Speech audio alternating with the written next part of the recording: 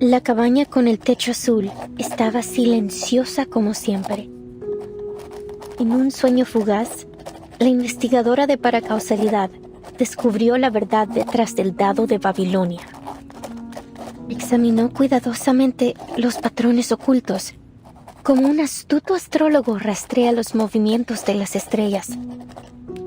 Lo que pueda parecer errores o accidentes no niega las verdades del destino. Por el contrario, afirman su existencia. Solo pregúntale al gran Heráclito. En un universo no observado, el dado de Babilonia gira perpetuamente, dictando el destino de todos en un tiempo que es tanto infinitamente largo como infinitamente corto.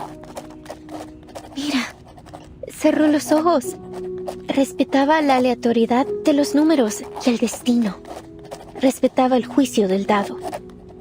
De lo contrario, se habría perdido sumisamente en los huecos del tiempo y bajaría para siempre como un fantasma en el olvido.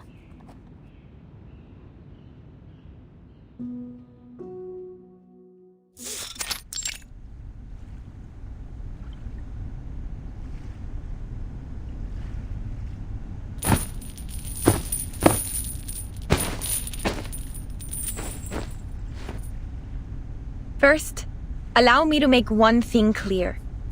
I had absolutely nothing to do with what happened to the idealist yesterday. I swear it on my career as a writer. As you all know, the idealist and I are the representatives of the two factions of La Sociedad de Poetas de las Américas. As you also know, we have been at peace since the Let Sleeping Dogs Lie agreement was signed a few months ago. Despite our differing views, we have coexisted to this day under the watchful gaze of the Central Tower. Rest assured that we will work tirelessly to locate the missing idealist. Don't put so much pressure on yourself, Miss Octavia. His death wasn't your fault. After all, he was the one who threw the first verbal dagger.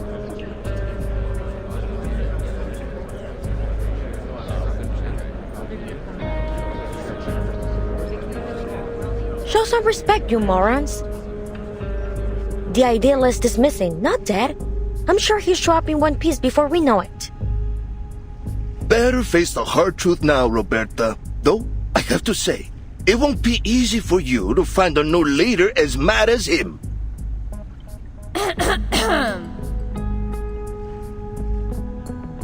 Please, everyone, quiet down. According to the agreement, today's Congress should have been chaired by the idealist. Since he is still missing, I will be acting on his... Pardon my lateness. Go ahead. I'm ready to moderate.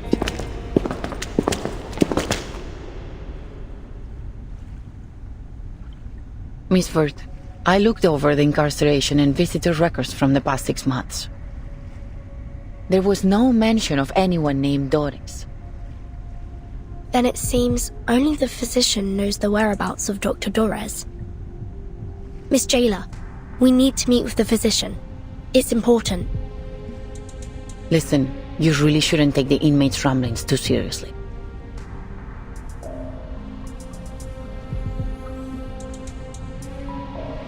But if it's as critical as you say, I'll make another request later. That said, I'm afraid the meeting won't happen for at least a few days. Understood. For now, please join us for today's Congress. Espectacular! Do you hold literary salons like this every day? This place is practically a writer's paradise. So, you're the host of the salon, Octavia? I say we set aside our differences and have a titillating literary discussion. You've come at the right time. You may serve as witnesses for the Congress alongside the jailer, like a citizen's jury in a court. Your suggestion aligns with the congressional rules. Very well. Huh? Congress? Witnesses? Isn't this a salon? Which topic are we discussing? Literary theories? Schools? principles? Languages? Oh, narrative perspectives? None of those.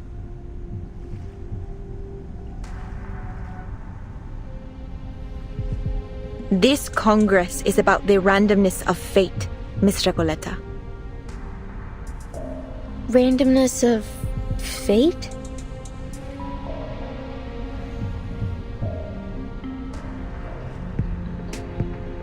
Dear visitors from the Foundation, allow me to introduce the Kamala Congress. What happened yesterday was merely a brief anomaly. In the Panopticon, spontaneous order among the inmates is the norm, and the Kamala Congress serves as its truest reflection. Spontaneous order? Yes. Through the Congress, the inmates assign and distribute medication, communal duties, and rest periods.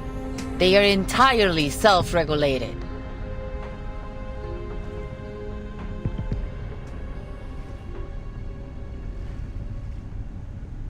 I hereby announce the commencement of the 7th Kamala Congress.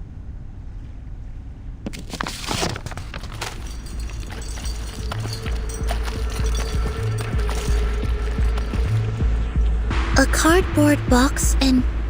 is that a paper die? It has 20 sides. Huh? We carefully examine hidden patterns, much like an astute astrologer tracks the movements of the stars. Isn't this just like the Die of Babylon? The MacGuffin that weaves through the entire plot? The infinite symbiote of fate? And the symbol that compresses time into a shriveled circle? What may seem like errors or accidents doesn't negate the verities of destiny. On the contrary, they affirm its very existence. Just ask the great Heraclito. In an unobserved universe, the die spins in perpetuity, Dictating the fate of all in time that is both infinitely long and infinitely short? Look, I've closed my eyes. I respect the randomness of numbers and destiny. I respect the die's judgment.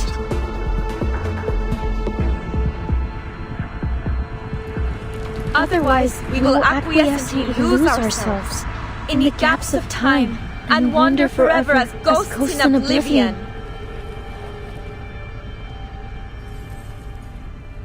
I don't understand what's going on. Oh, but the irony that I probably have more idea what's going on than anyone here.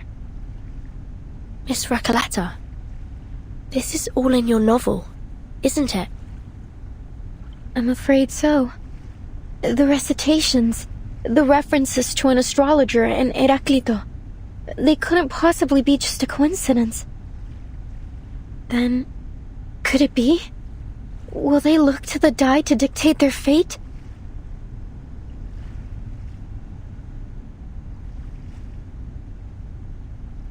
I shall perform the first roll.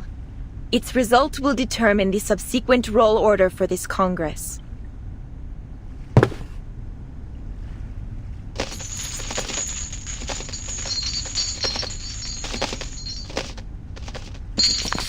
The result is 5. This check complies with the prerequisite conditions of the ruling of the die, and the standard roll order has been established. Inmate Jose, please come forth. You are the first in the initiative order. Therefore, fate's judgment shall fall upon you before all else. Me? Okay.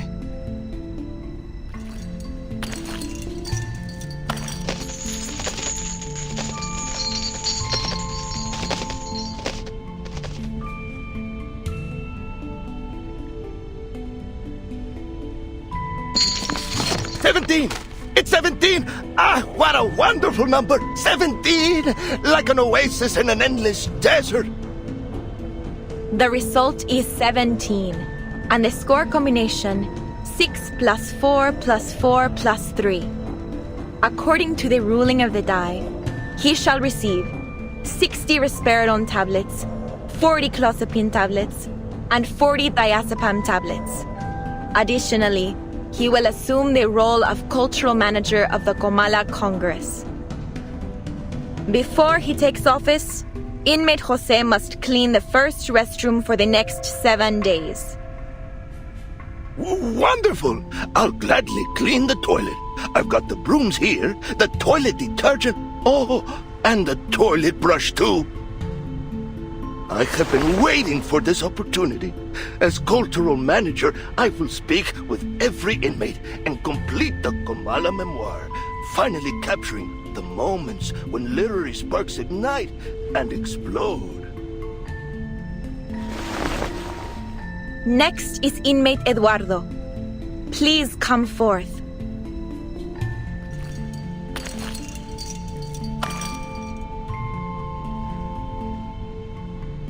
But I can't remember the ruling of the die. I can't remember anything. Damn it. Sorry, Senora Octavia, but I don't think I can do this. I didn't get any medication in the last Congress. I've had multiple episodes. It's like my brain's jammed or something. It's all right, inmate Eduardo. It's easy. You don't need to know the rules to roll the die. Give me your hand, I'll help you.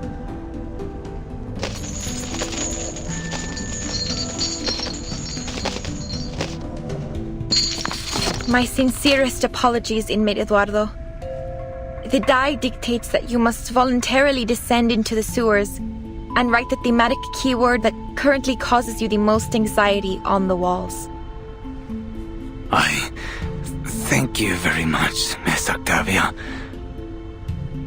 I think my head's about to split in half. I need a moment to rest before I head down there and fulfill my destiny.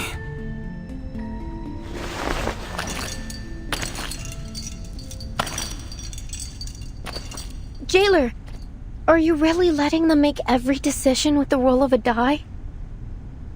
Eduardo is clearly in a much more dire condition than Jose. The medication should have been given to him. As I said, this is how the inmates of the Panopticon maintain order. The physician periodically provides medication, food, and other necessities, and the inmates distribute them in this spontaneous and efficient manner. Neither authority nor violence is involved in this process. This is what sets Comala apart from all other custodial facilities. Is that it? You abdicate all agency to the roll of a paper die and call it the randomness of fate? What kind of sick joke is this? Please calm down, Recoleta. This is the method that the inmates have collectively decided to recognize. They're prepared to face the possible sacrifices that it brings. This isn't about you or me. It's not our place to interfere with a procedure that has been proven both pragmatic and effective. My duty is to assist the inmates in maintaining order through the methods that they have established. And yours is to witness their self-governance, not judge it.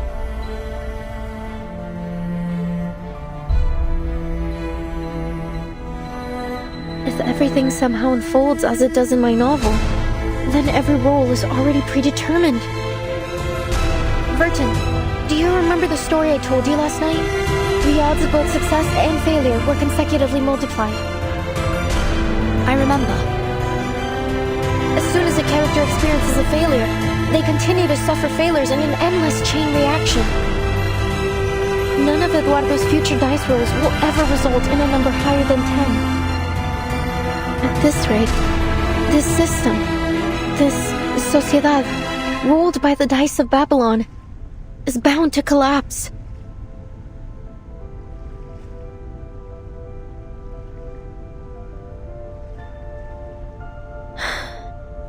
Eduardo will never receive any medication.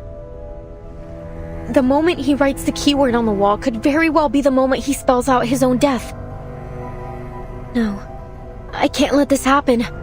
I have to do something.